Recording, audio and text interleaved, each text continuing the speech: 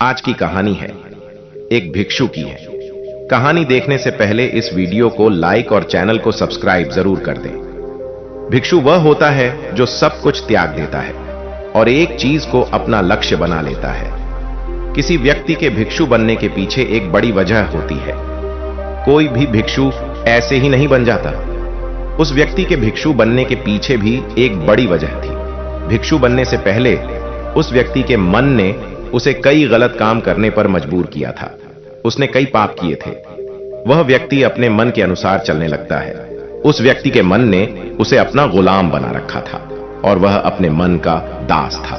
जीवन में हर सुख और संपदा प्राप्त करने के बाद भी उस आदमी के दिल में बहुत दर्द था और यह मानसिक भय ही उसे एक भिक्षु बना देता है। भिक्षु बनने के बाद व्यक्ति सांसारिक पीड़ा से मुक्त हो जाता है, जंगल में रहने जाता है, अलग अलग प्रकार के ध्यान और अभ्यास करता है, भिक्षा से भीख मांग कर खाना खाता है और फिर अकेलेपन और शांति से ध्यान करता है।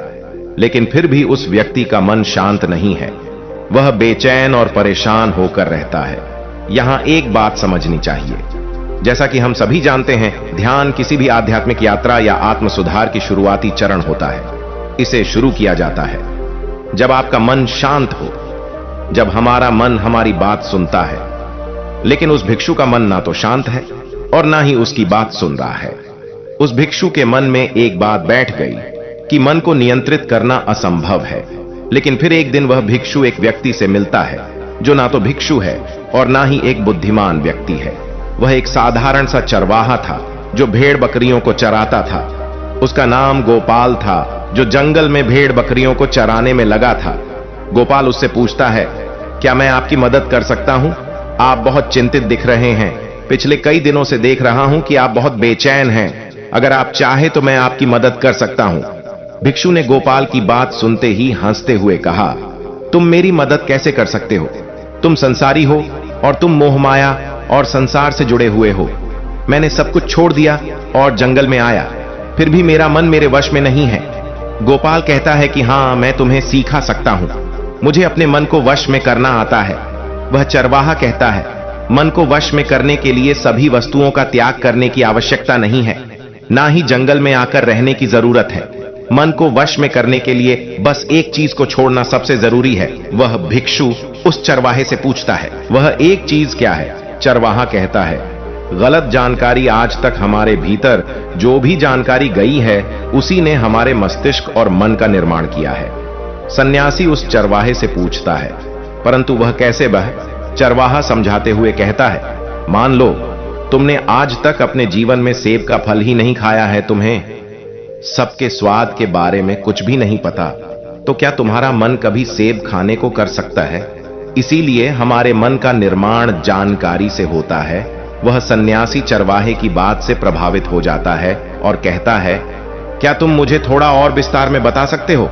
इसके बारे में गोपाल भिक्षु को बताता है कि अगर तुम अपने मन को नियंत्रित करना चाहते हो तो मेरी बातें ध्यान से सुनो। तुम अपने मन को नियंत्रित कर सकते हो जब तुम अपने मन की जड़ों को देख पाओगे।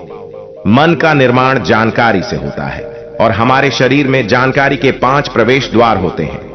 पहला, आंख। हम अपनी आंखों से जो कुछ भी देखते हैं, अच्छा या बुरा, वह सब हमारे मन की याददाश्त में इकट्ठा होता रहता है। दूसरा, कान। जो कुछ भी हम अपने कानों से सुनते हैं, हमारे मन में वैसे ही बीज के रूप में बोया जाता है। तीसरा, जीभ। जिस भी चीज का स्वाद हम ले लेते हैं वह हमारे मन की याददाश्त में अंकित हो जाता है।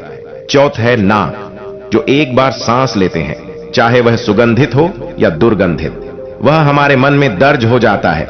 और पांचवा है स्पर्श। जिस चीज को हम एक बार छू लेते हैं, स्पर्श कर देते हैं, उसकी याददाश्त हमारे मन में कहीं ना कहीं अंकित हो जाती है।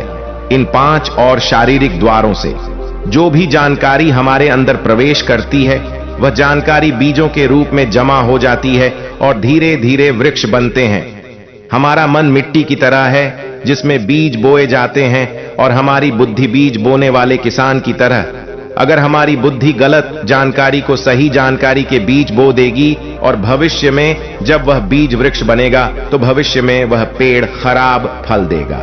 हमारा मन एक उन्नति के काबिल किसी खेती की तरह है, जिसमें हम जो भी बीज बोते हैं वह हमारे अंदर उग जाते हैं। जैसे कि एक किसान ध्यान से सही बीज चुनकर उगाता है ताकि उसकी फसल भरपूर और फलदार हो। हमें भी अपने मन को अच्छे और सकारात्मक विचारों से सजाने की जरूरत होती है। जैसे कि एक माली अपने उद्यान की देखभाल करता है, हमें भी अपने मन की देखभाल करनी चाहिए। सच्चे विचारों, अनुभवों और जानकारी से इसे पोषित करके इस तरीके से हम अपने अंदर एक समृद्ध भावनाओं, समझदारी और विकास के वृक्षों को खूबसूरती से फूलने देते हैं। तुम्हारा मन तुम्हारे बस में इसीलिए नहीं है क्योंकि तुमने पहले से ही अपने मन में बहुत सारे गलत बीज बो रखे हैं और अब वह बीज बड़े वृक्ष बन चुके हैं। वह सन्यासी उस चरवाहे से पूछता है, अब मैं क्या करूं? क्योंकि अब तक मैंने बहुत सारे गलत बीज बो डाले हैं और मैं उन्हें उखाड़ नहीं सकता।